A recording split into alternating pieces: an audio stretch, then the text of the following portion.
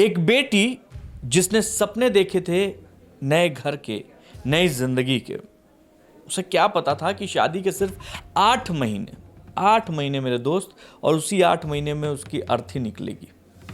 उत्तराखंड से आई यह खबर सिर्फ एक परिवार का दर्द नहीं है, बल्कि उस समाज पर सवाल है जहां आज भी कुछ लोग बेटी नहीं, दहेज देखते हैं। यह कहानी आपको झकझोर देगी, क्योंकि यह सिर्फ एक मौत नहीं है, बल्कि भरोसा टूटा है, रिश्ता टूटा है, इंसानियत की भी मौत हुई है। 8 महीने पहले घर में शहनाइयां बजी थी। माँ बाप ने अपनी बेटी को विदा किया था। बेटी सरकारी शिक्षिका थी, सरकारी टीचर, अपने पैरों पर खड़ी, पढ़ी लिखी, सपनों से भरी हुई। जिससे उसकी शादी हुई थी उत्तराखंड सचिवालय में, वो भी निजी सचिव के पद पर तैनात था। परिवार ने सोचा बेटी सुरक्षित हाथों में जा रही है। उन्हें बिल्कुल पता नहीं था कि बेटी शादी के कुछ ही महीनों बाद सबसे बड़ा दर्द उनको दे जाएगी। 6 महीने से सह रही हूँ, अब और सहा ही नहीं जाता।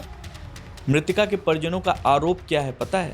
शादी के बाद से ही उनकी बेटी को लगातार मनहूस कहा जाने लगा। उसे मानसिक रूप से प्रताड़ित किया जाने लगा।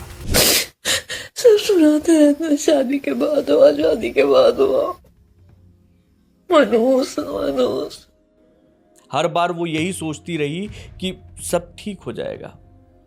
अक्सर बेटियां ऐसा करती हैं, अपने माँ बाप को बार बार परेशान नहीं करना चाहती, दर्द छुपा लेती हैं, आंसू पी जाती हैं, समाज की खातिर बहुत कुछ सह जाती हैं, लेकिन कई बार यही चुप्पी सबसे बड़ा खतरा बन जाती है। फिर एक दिन परिवार के पास वो खबर आई जिसे कोई भी माँ बाप सुनना नहीं चाहता। उनकी बेटी अब इस दुनिया में नहीं रही।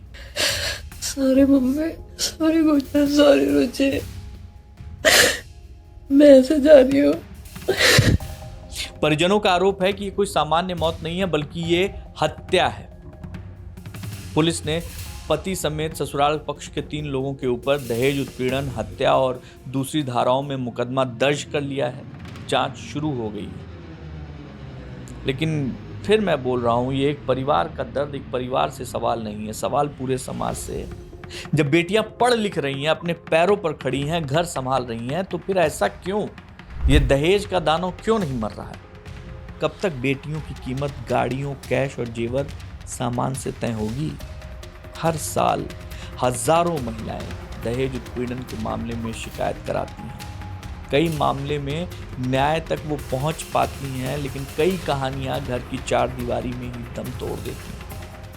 सोचिएगा, आप भी सोचिएगा कि जिस बेटी को माँ ने 9 महीने कोख में रखा, जिस पिता ने अपनी जिंदगी की कमाई लगाकर उसको पढ़ाया, जिसकी शादी में पूरे परिवार ने खुशियां मनाई, अगर वही बेटी कुछ ही महीनों बाद ताबूत में लौटे, उस माँ बाप पर क्या गुजरती होगी?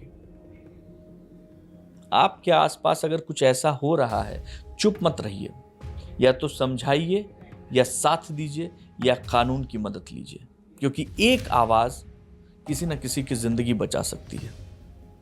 और एक बात याद रखना मेरे दोस्त, जिस घर में बेटी का सम्मान नहीं, उस घर में खुशियां भी ज्यादा समय तक नहीं टिकती।